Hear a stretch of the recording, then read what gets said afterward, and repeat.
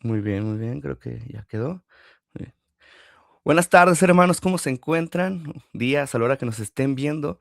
Hubo un detallito ahí con la grabación de este miércoles, la grabación de la clase en vivo, así que va a tocar hacer aquí una grabación en la casa desde mi hogar para poderle compartir a todos ustedes que no pudieron asistir a la clase de este miércoles. Bueno, la clase pasada habíamos visto el tema del Espíritu Santo y la Trinidad, y esta vez toca el Espíritu Santo y el Antiguo Testamento. Ahora nos vamos a ir desde el comienzo, desde el Antiguo Testamento, y vamos a ver qué es lo que Dios tiene para enseñarnos ahora a nosotros. Muy bien. Lo primero es preguntarnos qué significa el término espíritu. Espíritu. Cuando solemos pensar en espíritu, nos imaginamos como algo, eh, que no se puede tocar, como una cosa ahí flotando, una cosa medio transparente, y esas son como las ideas que el mundo moderno nos da acerca de la palabra espíritu. Pero tenemos que adentrarnos en lo que los escritores bíblicos tenían en mente cuando usaban palabras como espíritu. Lo primero es que espíritu viene de una palabra hebrea que significa o que se pronuncia ruaj, ruaj. Y el significado de esta palabra es viento o aliento, viento o aliento. Hermanos, esta palabra es onomatopéyica. ¿Qué significa? Que el nombre es muy parecido al sonido. Y si quieres preguntarte qué es espíritu o qué era espíritu para los antiguos israelitas, quiero que pongas tu mano enfrente de ti y digas algo así como jazmín, jazmín. Si te fijas, eso que sale, ese es tu espíritu. Ese es el aliento en el que pensaban los antiguos israelitas cuando escribían esta palabra. En el griego se tradujo o se pasó como neuma, y de hecho nuestra palabra espíritu en español viene del latín expirare, o sea, de exhalar, de sacar. Por eso es palabra onomatopéyica, porque ruaj, cuando dices ruaj, estás sacando todo este aire. Para los antiguos israelitas, este viento o este aliento era la expresión de la fuerza del poder vivificante de Dios. ¿Qué pasaba, hermanos? Imagínate que tú eres un israelita de la antigüedad, tú no conoces todo esto del sistema interno del corazón bombeando el oxígeno en la sangre, tú no comprendes muy bien lo que es el cerebro, tú lo que sabes es que aquello que respira tiene vida. Si alguien se muere, ¿qué hacían o qué hacemos? Le ponemos los dedos enfrente, y si vemos que ya no saca aliento, es que está muerto. O incluso, si ellos veían los árboles moverse ahí en la naturaleza a través de las fuertes ráfagas de viento, ellos tenían esta noción de que, oh, el viento mueve, el viento tiene este poder, el viento tiene esta vida. Es por eso que para ellos, el Espíritu de Dios es esa parte de la fuerza de Dios. Y nos podemos preguntar, ¿por qué solamente al Espíritu Santo le llamamos o nos enfocamos en llamarlo Espíritu Santo? Porque el Padre es Dios, el Hijo, aún en su divinidad es, no, perdón, el Padre es Espíritu, el Hijo en su divinidad sigue siendo Espíritu, aunque ya con la encarnación tiene un cuerpo físico, pero ¿por qué especialmente el Espíritu Santo? Nos dice Gerardus Voss en su dogmática reformada lo siguiente: el aliento o el viento son algo activo, algo que actúa con fuerza. Igualmente, el Espíritu Santo es la persona de la Trinidad que trae vida y movimiento a lo creado. Todas las personas de la Trinidad siempre actúan en conjunto, pero muchas veces hay áreas o hay ciertas obras de la Trinidad en la que una de las personas resalta más. Y aquí vemos que en la parte de traer vida y movimiento a lo creado, el Espíritu Santo es el que tiene esta fuerza. Y de hecho, esto tiene que ser un motivo de aliento, irónicamente, ¿no? Esto tiene que ser un motivo de aliento y motivación a nosotros, porque esta palabra viento, esta palabra es, espíritu, aliento, ruaj, es una fuerza potente de Dios, es un viento violento, por así decirlo. Y nosotros los cristianos estamos dotados, estamos capacitados con ese espíritu. Así que nosotros tenemos esa fuerza de Dios en nosotros para poder vivir de acuerdo a la santidad que Dios nos exige.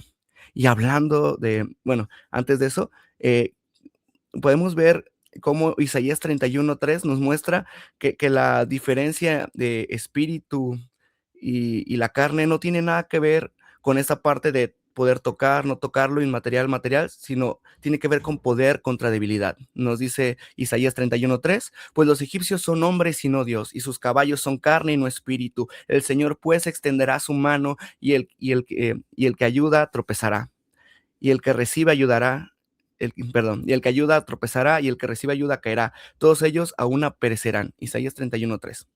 O sea, aquí el contraste de sus caballos son carne y no espíritu, significa que sus caballos son mortales. El ejército de Egipto va a morir, va a perecer algún día, pero el espíritu es el poder de Dios, es fuerza, no es algo que vaya a caducar nunca.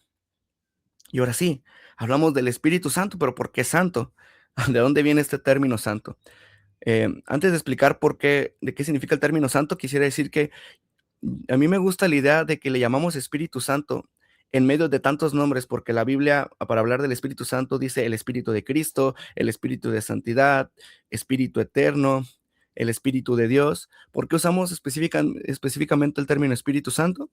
Pues porque cuando Jesús nos dio esa gran comisión de bautizar, de hacer discípulos y bautizarlos, nos dijo, bautícenlos en el nombre del Padre y del Hijo y del Espíritu Santo. Ese fue como el título especial que dio Jesucristo. Pero ¿qué significa santo?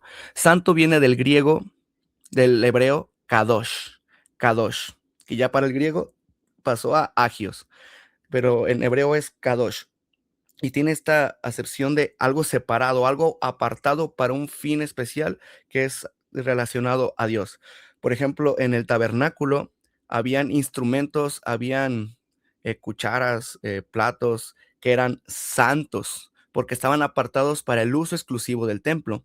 Entonces, esta concepción de separado nos dice dos cosas: la profunda limpieza de Dios y, por otro lado, lo totalmente distinto que es Dios de nosotros y por consiguiente su grandeza. Un gran ejemplo lo tenemos, así como en esta imagen, en Isaías. En Isaías 6 se nos muestra que llega Dios y con las faldas de su ropaje cubre el templo y Isaías se muestra tan diminuto. Los serafines gritan, santo, santo, santo.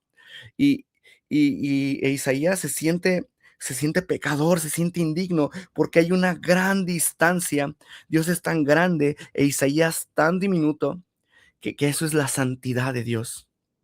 Esta diferencia limpia y pura que hay entre Él y nosotros.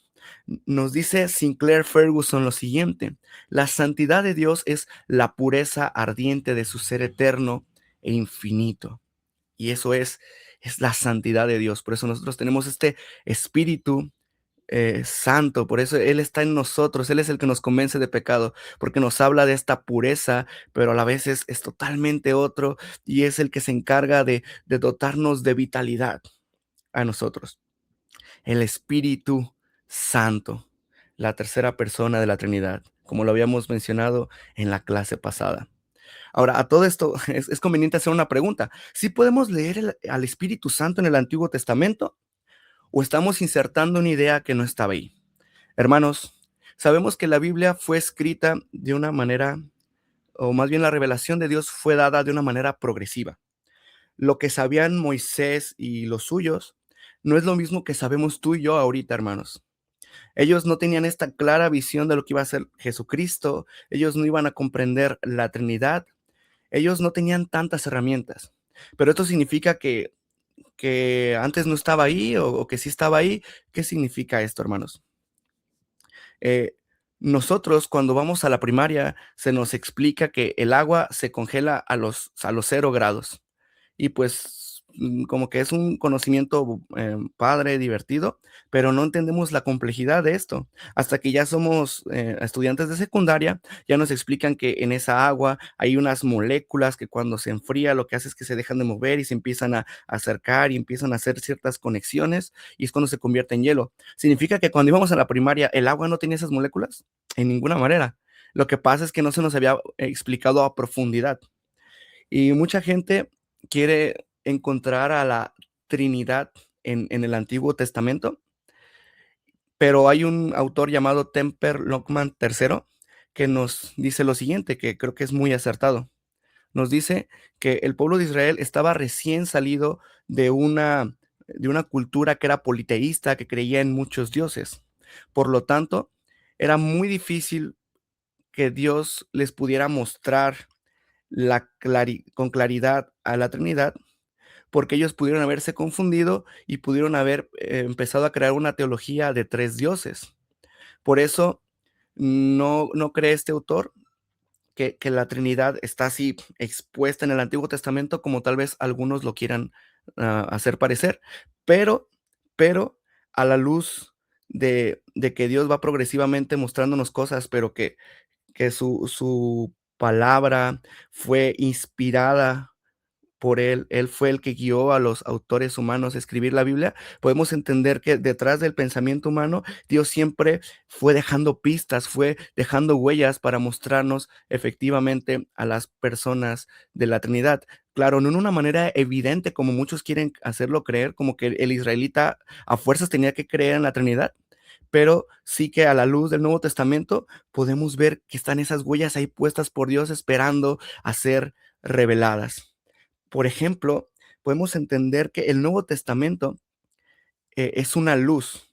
El Nuevo Testamento viene a ser una luz que nos revela lo que hay en el Antiguo Testamento. De la misma manera que con la venida del Señor Jesucristo pudimos entender a la luz de Cristo al Mesías del Antiguo Testamento, como cuando está predicándole a los discípulos de Emaús, les está diciendo, el Antiguo Testamento habla de mí, y es gracias a Cristo que nosotros podemos entender que en el Antiguo Testamento está un Cristo. También gracias a esta venida de Cristo podemos entender que hay un Espíritu Santo ahí en el Antiguo Testamento. Claro, no es tan evidente, pero nosotros que ya somos cristianos, sí podemos interpretar o encontrar al Espíritu Santo en el texto del Antiguo Testamento.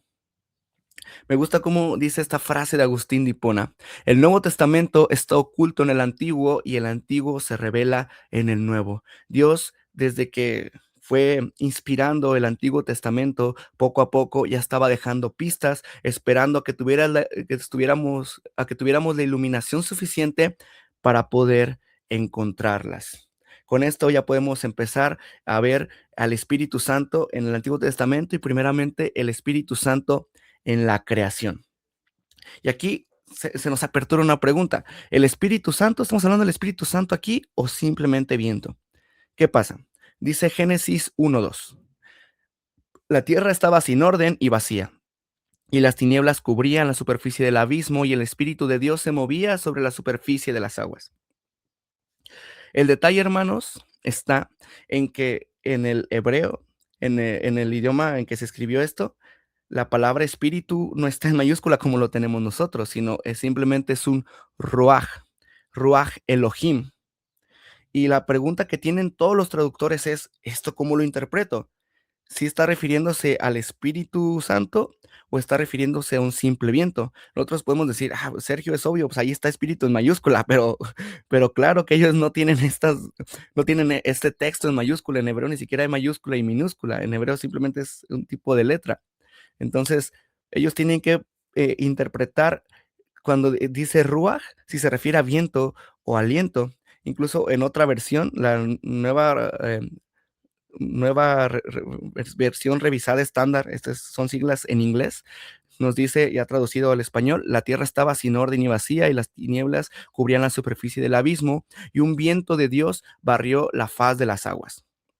Nosotros, em, y un viento de Dios barrió la faz de las aguas. Nosotros tenemos que entender que los israelitas tenían compartían un mundo, una cultura alrededor de ellos, y había relatos en otras culturas de la creación en la que se hablaba de que la tierra estaba cubierta de un viento. Creo que eran los fenicios los que tenían un relato así, ¿no? Que había vientos fuertes, tempestades, y Dios vino a calmar ese viento.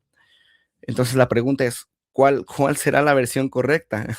¿Es el Espíritu Santo el que está en Génesis 1:2 o es un simple viento por ahí que se estaba moviendo y que causaba caos? Un punto clave que nos puede ayudar a comprender de quién se trata es la palabra, bueno, aquí está como barrio, pero anteriormente el Espíritu de Dios se movía. Esa palabra se movía está en el hebreo, significa un revolotear. Y otra parte, una de las pocas partes donde está esa misma palabra es en Deuteronomio 11:32, hablando de Dios como metafóricamente como un águila que cubre a sus polluelos, que son el pueblo de Israel, dice, como un águila que despierta su nidada, que revolotea sobre sus polluelos, extendió sus alas y los tomó, los llevó sobre su plumaje. Esta palabra revolotear encaja mejor con el espíritu que el viento, porque es como difícil entender como un viento que revolotea, ¿verdad? No tiene mucha lógica, mucho sentido. Además, ahora nos podemos preguntar cómo es que los primeros intérpretes de la Biblia entendieron este espíritu en la creación. ¿Y quiénes son los primeros intérpretes de la Biblia, hermanos? Pues, los primeros escritores, o sea, Moisés primero escribió el Pentateuco, pero después empezaron a escribir más libros que fueron añadiéndose a la Biblia, y los primeros escritores también fueron intérpretes de lo que se había escrito previamente. Por ejemplo, el autor del Salmo 33 nos dice lo siguiente: "Por la palabra del Señor fueron hechos los cielos y todo el ejército por el aliento de su boca, por el ruaj de su boca". De hecho, a mí me encanta este paralelismo porque podemos ver que Dios en Génesis 1, entendiendo a este Dios como el Padre, habla y crea las cosas. Dice, sean las lumbreras y se hacen. Él habla y se crea. Pero luego en Juan 1 nos dice que Jesús es el verbo, es la palabra de Dios. Colosenses nos dice que por él fueron creadas todas las cosas. Entonces ahora vemos que Jesús es el creador. La segunda persona de la Trinidad es el que crea con su palabra. Pero ¿qué pasa también, hermanos? Que cuando tú hablas, tú emites aliento. Tus palabras vienen acompañadas con un aliento. Y aquí vemos al Espíritu Santo creando. Luego también vemos a Job diciéndonos lo siguiente: el Espíritu de Dios me ha hecho, el aliento del Todopoderoso me da vida. El Salmo 104, escondes tu rostro, se turban, les quitas el aliento, expiran y vuelven al polvo, envías tu espíritu, son creados y renuevas la superficie de la tierra. El Espíritu del Señor está ahí en los relatos de la creación. Ahora, el Espíritu Santo en Israel. Todo esto de la creación, hermanos, entender que el Espíritu Santo es el creador, nos tiene que motivar a valorar la creación. No debemos ser escapistas en este sentido de que lo único que importa es lo espiritual, no pasa nada si tiro basura, no pasa nada con este mundo material. No, hermanos, el mundo fue creado por Dios y hay que apreciarlo en su belleza. Por ejemplo, los hermanos que tendrán huertas o que les guste ir al campo, entenderán esto, ¿no? Ver la naturaleza y regocijarse en la creación de Dios, y hay que valorar eso, hay que valorar el mundo bello que ha creado nuestro Dios. Ahora, hermanos, el Espíritu en Israel, ¿de qué trata esto, hermano? ¿Qué es lo que pasa? Eh, En Génesis 3 podemos ver la caída del hombre, esta ruptura en la relación que tenía el hombre con Dios. Ahora el hombre está contra Dios, ahora el hombre está contra el mismo hombre y también el hombre está contra toda la demás creación de Dios. El hombre ha caído, pero Dios tuvo un plan, Dios tiene un proyecto, Dios tiene un proyecto de recuperación de la creación. Y para poder recuperar esta creación va a usar un canal, va a usar un vehículo que es el pueblo de Israel, del cual obtendría el vehículo predilecto que sería Jesucristo. Dios tiene un único plan de salvación, un único plan de salvación que se va manifestando, se va haciendo a través de una serie de pasos que son pactos que Dios hace con la humanidad. El plan es único, pero Dios tiene previsto ciertos pasos, ciertos pactos. Pero aquí vamos a ver cómo primero el Espíritu Santo estuvo ahí con los israelitas. Vemos esta frase de Graham Cole que me gusta mucho. El gran proyecto de Dios se realiza cuando el pueblo de Dios está en el lugar de Dios, bajo el gobierno de Dios, viviendo a la manera de Dios, en la santa y amorosa presencia de Dios como familia. Eso es lo que quiere Dios, volver a ser familia con nosotros. Y para eso ha tramado este plan. Pero esto se va a llevar eh, a cabo en una serie de pasos. Bueno, primero vemos que la relación del Espíritu con Israel se ve en su cuidado divino. Y cuando hablamos del cuidado divino, nos referimos especialmente a la liberación y guía del pueblo de Israel, como lo que vemos en Éxodo, en la salida de Egipto. De hecho, en todo lo que es los escritos del Pentateuco, bueno, de Éxodo, no vemos que se menciona el Espíritu Santo, pero los autores posteriores entendían que el Espíritu de Dios estaba en ese Éxodo, estaban en esa salida, en esa liberación. Vemos Isaías 63 que nos dice, entonces su pueblo se acordó de los días antiguos de Moisés. ¿Dónde está el que lo sacó del mar con los pastores de su rebaño? ¿Dónde está el que puso su Santo Espíritu en medio de ellos? Vemos unos versículos después, como a ganado que desciende al valle, el Espíritu del Señor les dio descanso. Así guías a tu pueblo para hacerte un nombre glorioso. El Espíritu Santo no solo libera, también guía, está ahí dando reposo, está dando su cuidado divino. Luego vemos en el libro de Nehemías a los levitas alabando a Dios, agradeciendo y diciéndole, y diste tu buen espíritu para instruirles. No retiraste tu maná de su boca y les diste agua para su sed. El Espíritu Santo está ahí guiando al pueblo de Dios e instruyéndoles. Después vemos cómo el Espíritu Santo está muy relacionado con el gobierno divino. Sabemos que en un principio había una teocracia, ¿no? Dios era el que directamente gobernaba, pero Dios también gobierna a través de autores humanos, a través de personas humanas.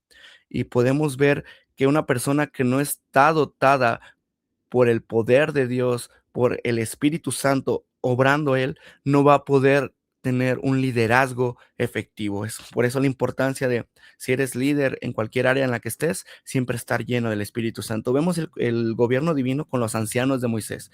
Ahí cuando Moisés está todo cansado porque las personas del pueblo están pidiendo consejo, están queriendo resolver asuntos y Moisés no puede con tantos, tiene que designar a ciertos ancianos y nos dice Números 11 lo siguiente, entonces descenderé y hablaré contigo allí y tomaré del espíritu que está sobre ti y lo pondré sobre ellos y llevarán contigo la carga del pueblo para que no la lleves tú solo. O sea, Moisés tenía espíritu, el espíritu de Dios, y Dios lo tomó y lo puso sobre los otros ancianos. Vemos con los jueces, o sea, los jueces vemos que fue un momento muy turbulento en la historia de Israel. Con los jueces hacían tantas barbaridades, hasta nos dice un versículo muy repetido, y cada quien hacía lo que quería, o sea, como no había rey, cada quien hacía lo que bien le parecía.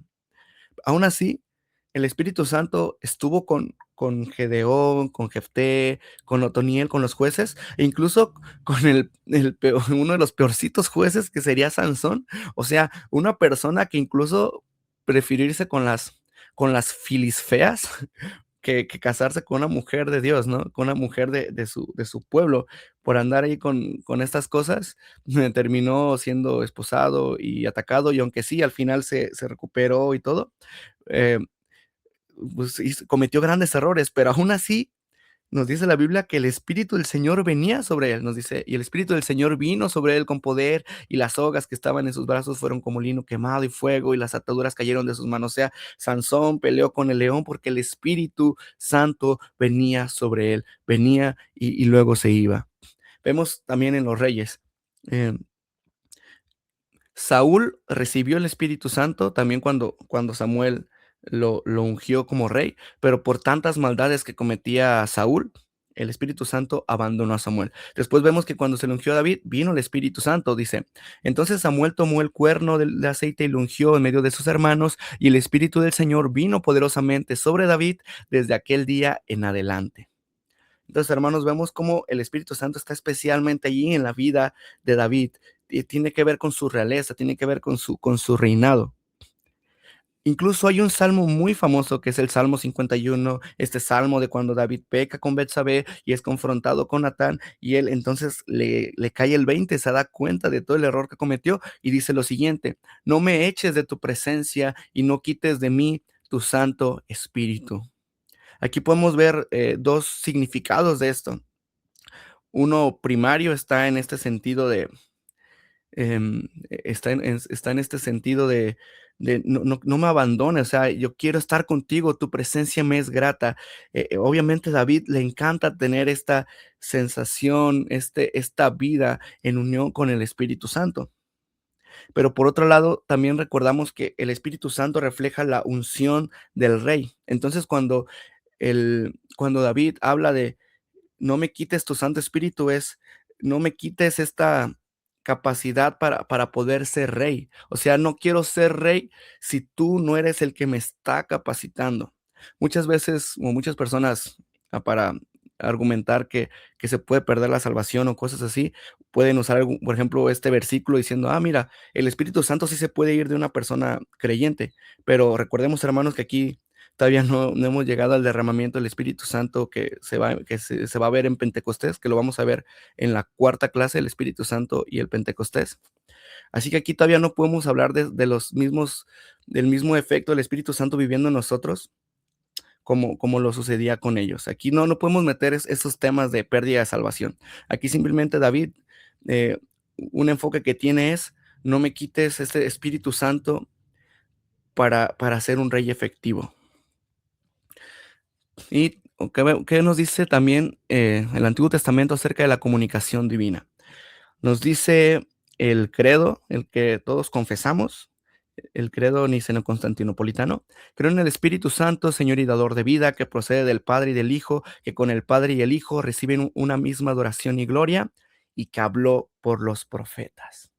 El Espíritu Santo habló por los profetas. Y sí, entendemos que el Espíritu, que los profetas, cuando inician su, su discurso, dicen, así dice el Señor, ¿no? Así dice el Señor. Pero también vemos varios pasajes que nos muestra cómo el Espíritu Santo es el que le da al profeta la profecía, justamente, y esto lo vemos en los profetas desde antes del exilio, antes de que fueran llevados por Babilonia. Dice Miqueas: yo en cambio estoy lleno de poder del Espíritu del Señor y de juicio de valor, para dar a conocer a Jacob su rebelión y a Israel su pecado. O sea, los profetas, si van a hablar de juicio contra Israel por andar pecando, lo hacen porque están facultados con el Espíritu Santo. Un profeta exílico, ya estando desterrado de Jerusalén gracias al país de Babilonia, nos dice: entonces el Espíritu del Señor cayó sobre mí y me ordenó que dijera, así dice el Señor, así han dicho ustedes, casa de Israel, yo conozco sus pensamientos. Ezequiel 11:5. Y luego un profeta posexílico, en Zacarías, después del exilio, ya que regresaron, nos dice lo siguiente: y endurecieron sus corazones como el diamante, para no oír la ley ni las palabras que el Señor de los ejércitos había enviado por su Espíritu. Por medio de los antiguos profetas vino pues gran enojo de parte del Señor de los ejércitos. El Espíritu Santo siempre estuvo ahí comunicando, comunicando. Luego vemos la presencia divina del Espíritu, y lo vemos en el tabernáculo de una manera especial. Nos dice Willem van Gemeren lo siguiente: el tabernáculo, como símbolo central de la presencia de Dios, de su revelación, comunión y santidad, da testimonio de algo de mucho mayor significado. Yahvé, el gran rey, ha establecido su reino en la tierra. Willem van Gemeren. Hermanos, aquellos que han leído Éxodo van a dar fe y legalidad de esto. El libro casi no debería llamarse Éxodo. El Éxodo es la salida, de ahí viene de salir de afuera, Éxodo, la salida, de hecho es el camino afuera, Odos es camino en griego.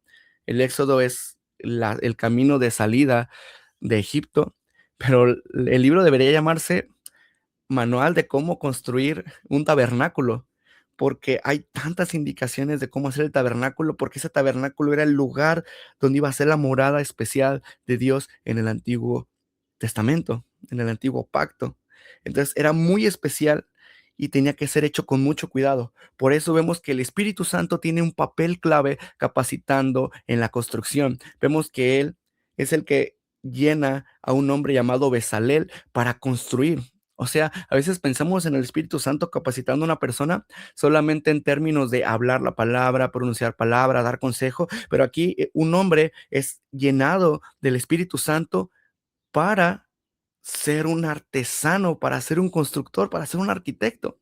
Nos dice, hablando de Bezalel, y lo he llenado del Espíritu de Dios en sabiduría, en inteligencia, en conocimiento y en toda clase de arte, para elaborar diseños, para trabajar en oro, en plata y en bronce.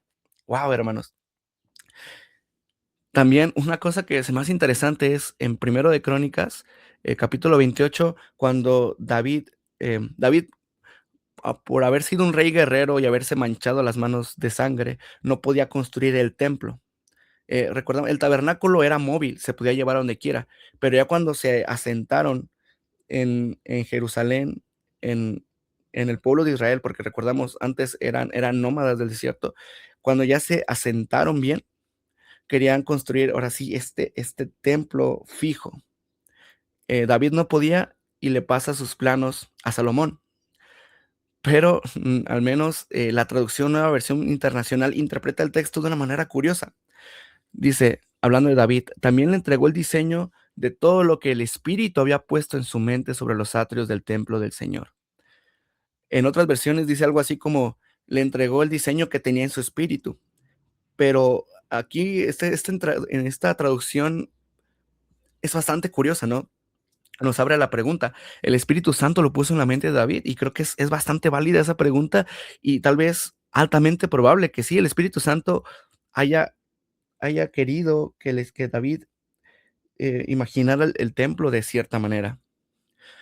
Después vemos en Ageo, están después de que regresan del exilio, empiezan a construir el templo, pero ya no lo ven tan bonito como estaba antes, ya está un poco feíto, ya no tienen este acompañamiento especial como estaba antes, pero aún así Ageo l- los motiva diciéndoles lo siguiente. Conforme a la promesa que les hice cuando salieron de Egipto, mi espíritu permanece en medio de ustedes, no teman, ustedes tranquilos. Sí, ahorita ya no tenían estas capacidades milagrosas como, como las tenían antes, pero el espíritu estaba ahí. O sea, el Espíritu Santo es parte de esa palabra de aliento para reconstruir el templo. Y ahora vemos al Espíritu Santo en la esperanza de Israel. Recordamos, hermanos, que el pueblo de Israel falló. El pueblo de Israel tenía que ser bendición, luz a las naciones, y por andar en pecados, Dios los castigó, los exilió, los mandó prisioneros a otra nación, a Babilonia. Pero, pero el Señor siempre dio promesas a futuro. Y y eso es importante para nosotros, porque así como el pueblo de Israel es un pueblo que está en expectativa, que está en esperanza, también lo estamos nosotros, aunque ahorita con cosas distintas, ¿no? Nos dice Jürgen Moltmann lo siguiente: la religión de Israel fue desde el principio una religión basada en la expectativa de Dios. Ahorita les voy a mencionar estas expectativas que ellos tenían, que Dios les había dado, que para nosotros son eh, ya pasadas, porque son cosas que ya vinieron con Jesucristo, pero para ellos eran futuras. Aún así, nosotros también tenemos expectativas futuras porque estamos esperando la segunda venida de Cristo, estamos esperando vivir en esos cielos nuevos y en la tierra nueva. Mucha gente tiene esta idea de que cuando nos muramos, toda la eternidad vamos a estar en el cielo como espíritus, pero no, la Biblia nos muestra que vamos a estar en una nueva tierra, en un Edén 2.0. Por eso es tan importante entender al Espíritu Santo en la creación. Pero bueno, regresando al Espíritu Santo y la esperanza de Israel, vemos que la Biblia nos muestra que este Espíritu Santo va a capacitar el agente futuro de Israel. Aquí vamos a ver el vástago de Isaí. Isaías 11 nos dice lo siguiente: entonces un retoño brotará del tronco de Isaí y un vástago dará fruto de sus raíces y reposará sobre él el espíritu del Señor, espíritu de sabiduría y de inteligencia, espíritu de consejo y de poder, espíritu de conocimiento y del temor del Señor. ¿Quién es Isaí en primer lugar? Isaí es el papá de David. Así que cuando nos dice que es un vástago de Isaí, está refiriéndose que es alguien que desciende del linaje de David, un David al que Dios le había prometido que vendría un rey de él. Y vástago es un retoño, es un brote nuevo, de un tronco viejo. De hecho, aquí no sé si alcanzan a ver, hermanos, que puse en la imagen de fondo. Es un árbol con su corteza dura, pero tiene un brotecito verdecito. Si alguna vez han visto, si tienen plantas o algo así, comprenderán esta parte, que aún en una rama dura, ya eh, de corteza dura, puede salir una ramita verde, joven, y eso es lo que está representando. Sí, el pueblo de Israel la regó, hizo todo mal, pero aún hay un brote, una esperanza futura, y este será un rey, porque vendrá de justamente la familia de David, que traerá sabiduría, traerá consejo. O sea, este hombre va a acabar con el mal. Y vemos que también aparte de ese agente futuro, el vástago dice ahí, va a haber un siervo del Señor, que de hecho después vamos a ver que justamente se combinan en el mismo. Nos dice Isaías 61, el Espíritu del Señor está sobre mí, porque me ha ungido el Señor para traer buenas nuevas a los afligidos, me ha enviado para vendar a los quebrantados de corazón, para proclamar libertad a los cautivos y liberación a los prisioneros. Hermanos, ¿quién fue la persona que citó este versículo cuando entró al ahí a la reunión, a la reunión de los judíos? Jesucristo, ahí en la sinagoga. Jesucristo citó esta escritura. Él es ese hombre ungido por el Espíritu del Señor. Entonces recordamos que los reyes se les vertía aceite. Eso era la unción y este aceite representaba justamente al Espíritu de Dios sobre ellos, capacitándolos para su reinado. Una cosa curiosa que se me había olvidado mencionar es que después de David ya no vemos que la escritura se nos muestre, que en la escritura se nos muestre que hubieran más reyes con el espíritu sobre ellos, como lo fue David y Saúl. Esto nos puede dar a entender que justamente David se queda como el ejemplo, el arquetipo, la ejemplificación perfecta de lo que debe ser un rey. Sí, aun con todos sus fallos, Dios quiso ponerlo como ese ejemplo, pero después de él vendrá justamente este rey que sí es perfecto, que no tuvo ningún fallo, y es un rey que vendrá a, a restaurar, a restaurar a su pueblo. Vemos que ese agente futuro viene a traer restauración, viene a proclamar la libertad de Dios y viene a liberar de la esclavitud, del pecado. Y no puede ser otra persona más que nuestro Señor Jesucristo. Vemos también que el Espíritu Santo está ahí interesado en la recreación del pueblo de Dios. Nos dice Ezequiel lo siguiente. Además les daré un corazón nuevo y pondré un espíritu nuevo dentro de ustedes. Quitaré de su carne el corazón de piedra y les daré un corazón de carne. Pondré dentro de ustedes mi espíritu y haré que anden en mis estatutos y que cumplan cuidadosamente mis ordenanzas. Dios nos quiere sacar del pecado. Eh, en el Antiguo Testamento vemos que el Éxodo siempre es como un ejemplo de la liberación de Dios de su pueblo. En ese tiempo fue un éxodo literal, sacándolos de Egipto, pero nosotros estamos, bueno, no, los israelitas estaban esperando, aunque ellos no lo comprendían del todo, más bien un éxodo de sus pecados. Y vemos que el Espíritu Santo está interesado en esto, en reformar el corazón de las personas, recrear a ese pueblo. Vemos en Ezequiel justamente también que nos dice lo siguiente, es el famoso pasaje del Valle de los Huesos Secos. Entonces él me dijo, profetiza al Espíritu, profetiza, hijo de hombre, y dile al Espíritu, así dice el Señor Dios, ven de los cuatro vientos, oh Espíritu, oh Ruaj, y sopla sobre estos muertos y vivirán. Aquí vemos un eco de la creación de Adán. Dios cuando crea a Adán lo toma del polvo de la tierra e infunde en él el espíritu. Le da un espíritu. Y aquí vemos que el Espíritu Santo será ingrediente activo en esta restauración del pueblo de Dios. Para aquellos que no se lo logren imaginar, no se logren imaginar esta metáfora, aquí tenemos esta ilustración, tenemos este valle lleno de huesos secos, todos podridos. Pero ¿qué pasa? ¡Faz!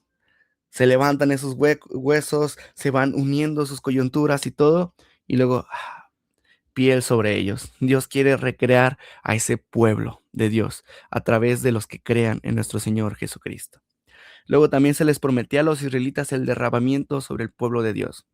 Sí, los profetas traían juicio, traían malas noticias, pero después de esas malas noticias también venía la gracia. Porque derramaré agua sobre la tierra sedienta y torrentes sobre la tierra seca. Derramaré mi espíritu sobre tu posteridad y mi bendición sobre tus descendientes, nos dice Isaías 11. Vemos que también hay una democratización del espíritu. Este famoso pasaje que cita Pedro en su primer discurso, Joel 2, nos dice lo siguiente: y sucederá que después de esto derramaré mi espíritu sobre toda carne, y sus hijos y sus hijas profetizarán, sus ancianos soñarán sueños, sus jóvenes verán visiones.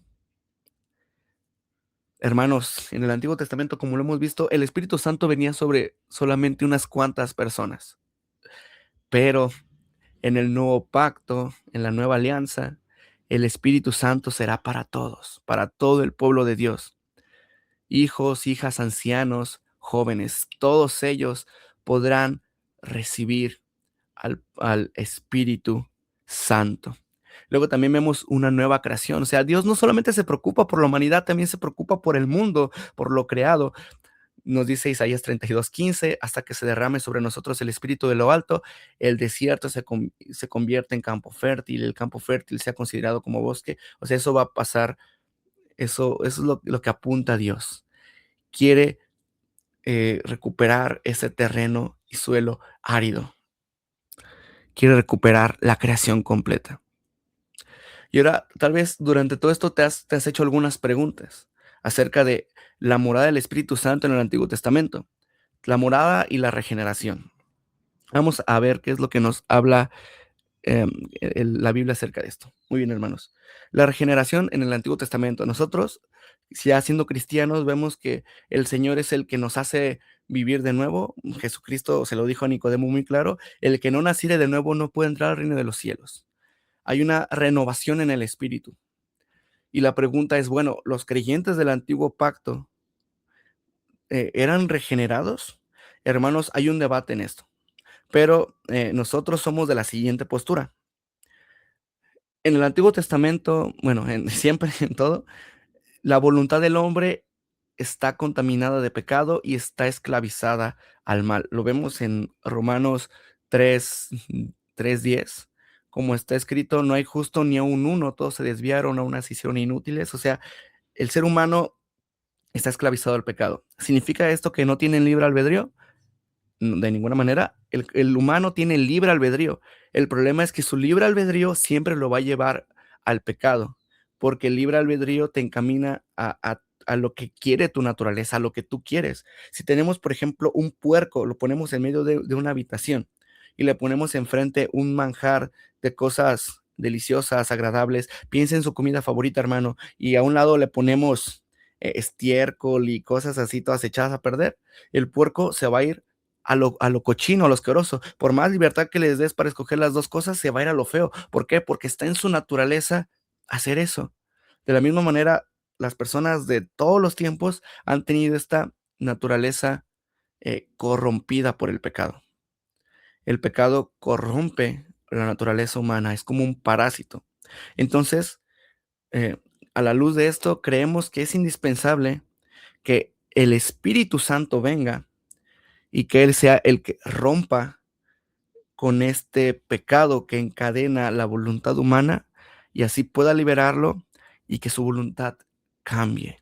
O sea, creemos que sí hay regeneración en el Antiguo Testamento.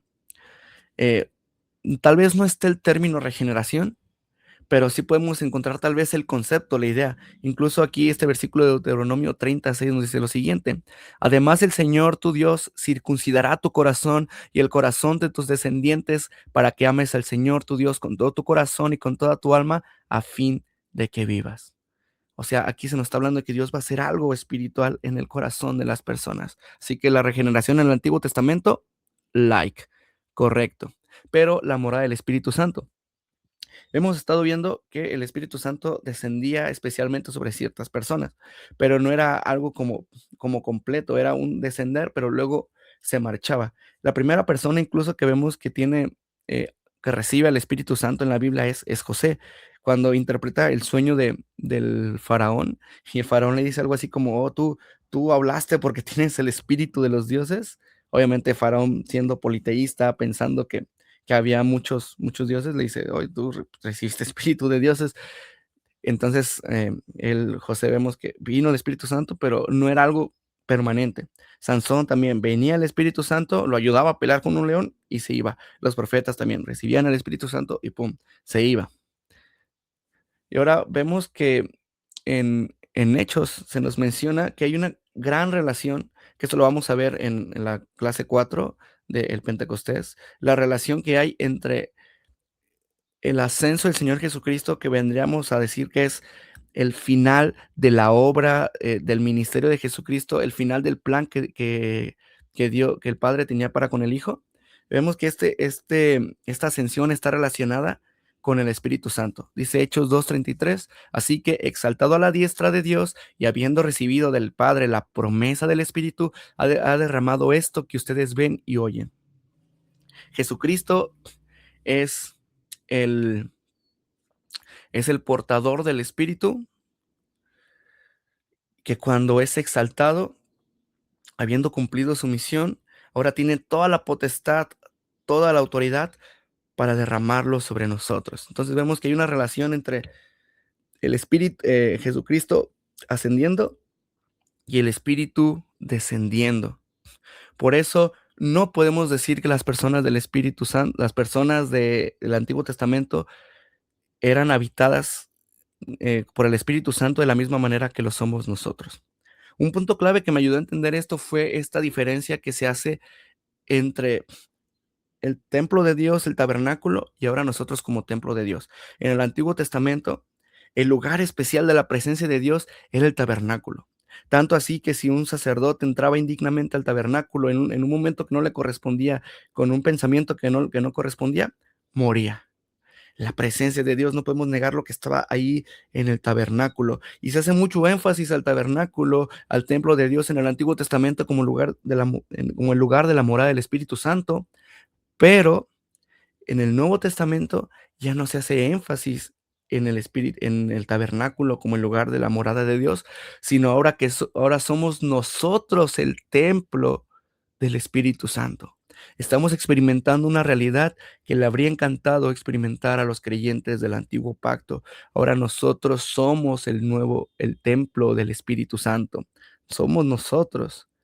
Entonces sí, en el antiguo pacto ellos no eran la morada del Espíritu Santo como lo somos nosotros. Por eso este nuevo pacto trae esta bendición especial. Ya no es ahí en un lugar geográfico, nosotros somos el lugar geográfico donde mora el Espíritu Santo. Así que hermanos, ¿qué aprendimos hoy?